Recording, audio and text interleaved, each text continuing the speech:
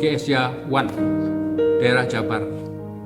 Bapak Ibu, saudara-saudara yang kami kasih dalam Tuhan Yesus, hari-hari ini kita mulai masuk new normal seperti awal pertama sebelum pandemi. Namun harus dengan cara hidup yang baru, mengikuti protokol aturan kesehatan yang dianjurkan oleh pemerintah. Ini sangat penting karena kita tidak tahu bahwa di luar sana masih ada penularan virus corona. Kita harus waspada serta tetap melakukan protokol kesehatan. Walaupun pemerintah sudah menetapkan new normal dan pemerintah mengizinkan dibukanya kembali kegiatan keagamaan, namun harus tetap mengikuti protokol kesehatan dan kehadiran umat harus dibatasi dengan jumlah kehadiran 40% dari luas ruangan. Walaupun new normal sudah diberlakukan, jemaat sendiri belum semuanya datang ke gereja.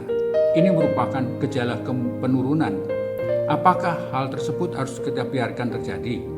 Dan apakah dalam keadaan new normal kita harus cukup mengerti? Oke, bisa saja kita bisa mengerti. Karena kalau kita amati, mereka sepertinya takut dan trauma dengan berita-berita yang di media yang sangat mengerikan dari dalam maupun dari luar negeri tentang wabah COVID ini. Juga di kalangan kita sendiri ada yang kena, bahkan sampai meninggal. Juga di antara dokter ada juga yang meninggal. Nah, kalau begitu bagaimana sikap kita sebagai anak Tuhan atau sebagai hamba Tuhan agar kita jangan bimbang? Ada 3 hal yang harus kita lakukan untuk mencikapi kesulitan-kesulitan saat ini. Seperti yang firman Tuhan katakan, bagaimana menghadapi kesulitan dan keadaan krisis saat ini. Pertama, mari kita tingkatkan doa dan selalu waspada. Tuhan Yesus di saat malam penderitaannya dengan pergumulan yang amat berat di Taman Getsemani, kemudian mendekati murid-muridnya yang sedang tidur dan berkata kepada mereka, Matius 26 ayat 41. Berjaga-jagalah dan berdoalah supaya kamu jangan jatuh dalam pencobaan. Roh memang penurut tetapi daging lemah.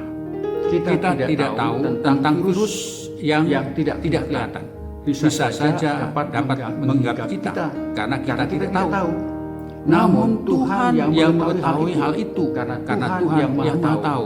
Pasti Dia tidak akan membiarkan kita hinggapi virus itu tanpa seizin Tuhan. Dengan doa yang sungguh-sungguh, Tuhan pasti melindungi kita dari virus itu. Amin. Saudara-saudaraku, Bapak Ibu yang kami kasih dalam Tuhan. Kedua, tetaplah berpegang pada keyakinan iman kita, sebab Tuhan itu setia akan janjinya. Firman Tuhan mengatakan, kita harus berjalan dengan iman. Jangan dipengaruhi dengan apa yang kita lihat dan apa yang kita lihat dari berita-berita yang menakutkan dari media itu. Roma 1 ayat 17, sebab di dalamnya nyata kebenaran Allah yang bertolak dari iman memimpin kepada iman. Seperti ada tertulis, orang benar akan hidup oleh iman. Kita harus hati-hati walaupun berita itu tidak semua benar. Bisa saja menimbulkan kegelisahan dan ketakutan. Dan bukan hanya corona, namun yang jelas lebih menguatkan akibatnya. Kemudian berdampak kepada seluruh sendi kehidupan, terutama tentang ekonomi bagi masyarakat dan jemaat kita yang masih berada di bawah rata-rata ekonomi mereka.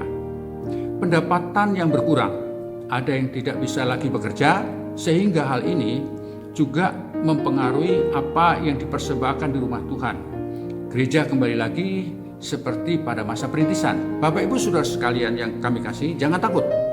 Tetaplah menabur di keadaan yang sulit dan memberi karena kekurangan. Dengan iman pasti Tuhan akan membukakan tingkap surga serta mencurahkan berkat-Nya. Ibrani 13 ayat 5, janganlah kamu menjadi hamba uang dan cukupkanlah dirimu dengan apa yang ada padamu. Karena Allah telah berfirman, aku sekali-kali tidak akan membiarkan engkau dan aku sekali-kali tidak akan meninggalkan engkau. Apakah saudara memiliki iman bahwa Tuhan tidak sedikit pun meninggalkan saudara? Apalagi pada saat saudara datang kepadanya, Tuhan tidak akan membiarkan Bapak Ibu dan saudara-saudara tidak mampu menghadapi kesulitan. Pasti Dia memberikan jalan keluar. Ketiga, jangan khawatir dan bimbang. 1 Petrus 5:7, serahkanlah khawatirmu kepadanya, sebab ia yang memelihara kamu. Sebab itu jangan bimbang, hendaklah ia memintanya dengan iman, dan sama sekali jangan bimbang. Sebab orang yang bimbang sama dengan gelombang laut yang diombang-ambingkan kian kemari oleh angin.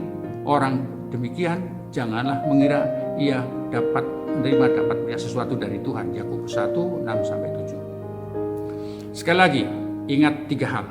Pertama, berdoa dan berjaga. Yang kedua, memiliki iman yang kokoh. Yang ketiga, jangan khawatir, jangan bimbang, karena Roh Kudus yang ada di dalam saudara lebih besar dari apa yang ada di dalam dunia ini. Mari kita berdoa. Bapa, terima kasih. Kami percaya firman-Mu iya dan amin. Engkau akan menolong kami, karena kami tidak berjalan dengan kemampuan dan dengan pikiran kami, tapi kami berjalan karena firman-Mu.